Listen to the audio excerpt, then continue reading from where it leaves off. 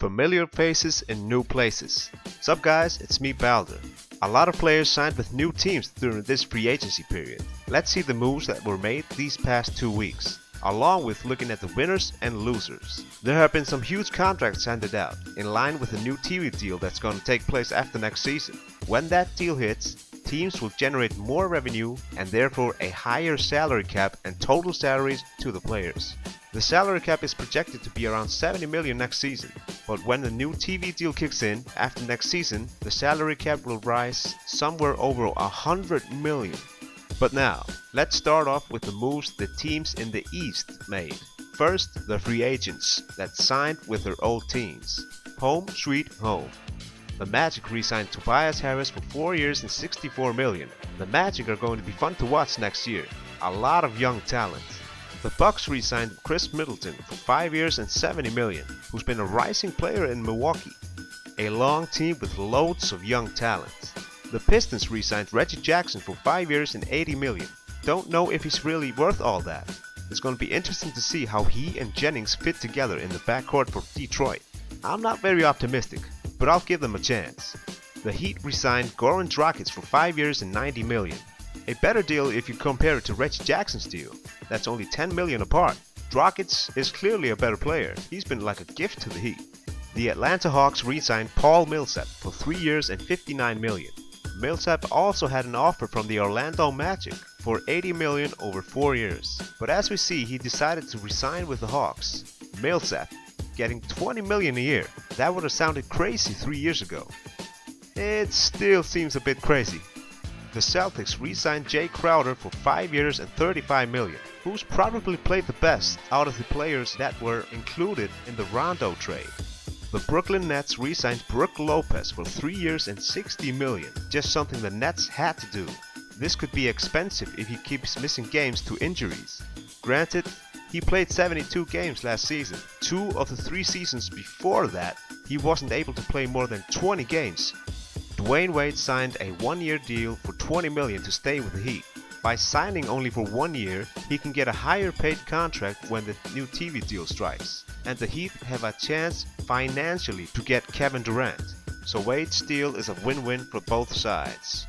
The Bulls re-signed Jimmy Butler for 5 years and 94 million. About 18 million a year, which will be a pretty good deal going into the new TV deal. He's the Bulls' best player. Sorry, D-Rose. The Cavs re-signed a bunch of players. They are expected to re-sign Tristan Thompson for 5 years. And the biggest question mark, Kevin Love, he's staying in Cleveland after all the speculation about him leaving the Cavs. He signed a 5-year, $110 million contract. LeBron is also staying. He signed a 2-year deal worth 47 million. But he will likely opt out of that deal at the end of next season to get a long-term contract when the new TV deal strikes. Then it's likely he'll be earning around 40 million a season. So it will likely be the biggest contract in NBA history. Now, faces in new places. The Milwaukee Bucks made a splash and signed Greg Monroe, who played last season for the Pistons. The Bucks signed him for 50 million over 3 years. The Bucks have a great defensive team. Monroe, on the other hand, is not a great defender, but he brings an inside presence on offense. A nice deal for the Bucks. The Boston Celtics signed Amir Johnson for 2 years and 24 million. Miami signed Amari Stoudemire for the veteran minimum, 1 year and $1.5 million. If the Heat had this team in 2010, they'd be awesome, but now, nothing special. DeMar Carroll left the Hawks and signed a 4-year deal worth 60 million with the Raptors. A little surprising after the great season he and the Hawks had. He will help the Raptors for sure with Lou Williams gone. The Knicks went out and got Aaron Aflalo and Robin Lopez, both from the Blazers. Solid role players, but no game changers. The two of them are not getting the Knicks to the playoffs. I'd be shocked if they make it to the playoffs. The Indiana Pacers signed Monte Ellis for 4 years and 44 million. Nice deal that's not very expensive for the Pacers. Get some scoring punts to the backcourt. The Pacers are probably going small, so Monte is a nice pickup for the Pacers. So looking at it, not many big name players in new places in the Eastern Conference this coming season.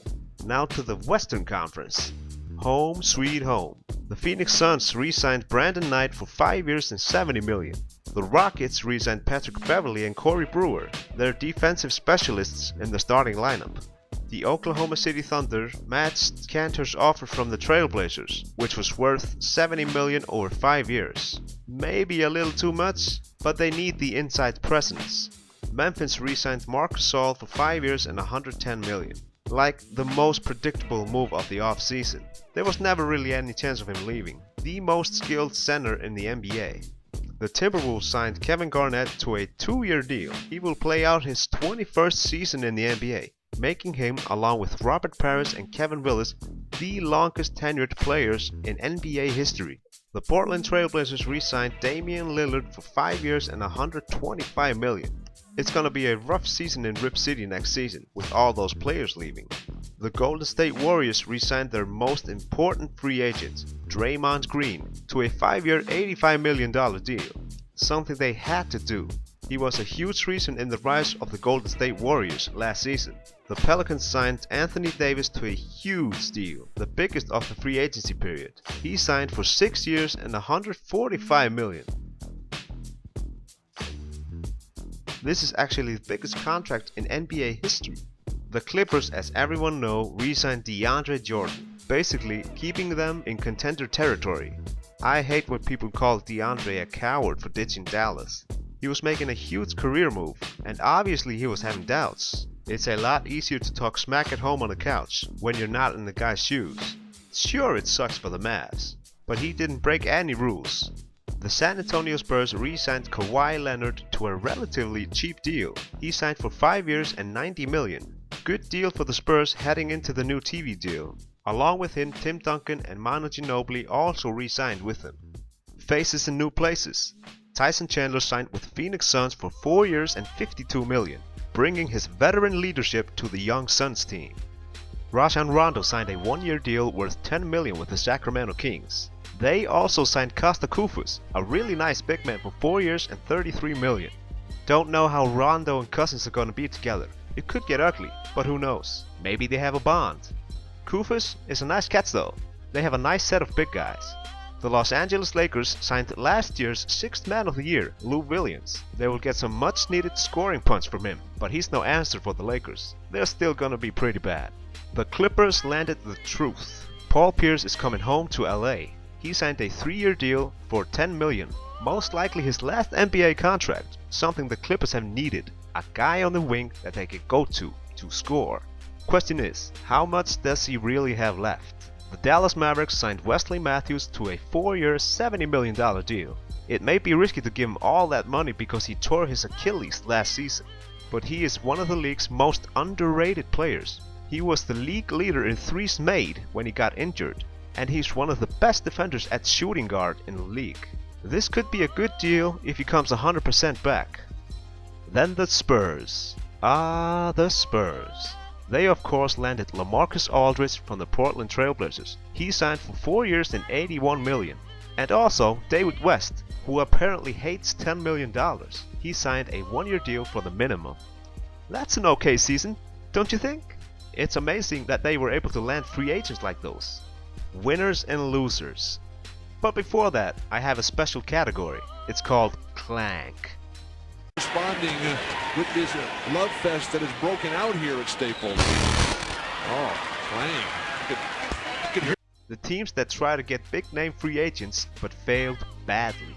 Those teams were the Los Angeles Lakers and the New York Knicks. All the talk about hopefully landing big name free agents ended up as Aaron Aflalo and Lou Williams. Solid players, but not what they were hoping for as their best signings. As the winners I have, big surprise, San Antonio Spurs for landing LaMarcus Aldridge, David West and signing Kawhi Leonard to a reasonably cheap contract. Impressive that a small market team like San Antonio was able to land a free agent like that. Things are looking good down there.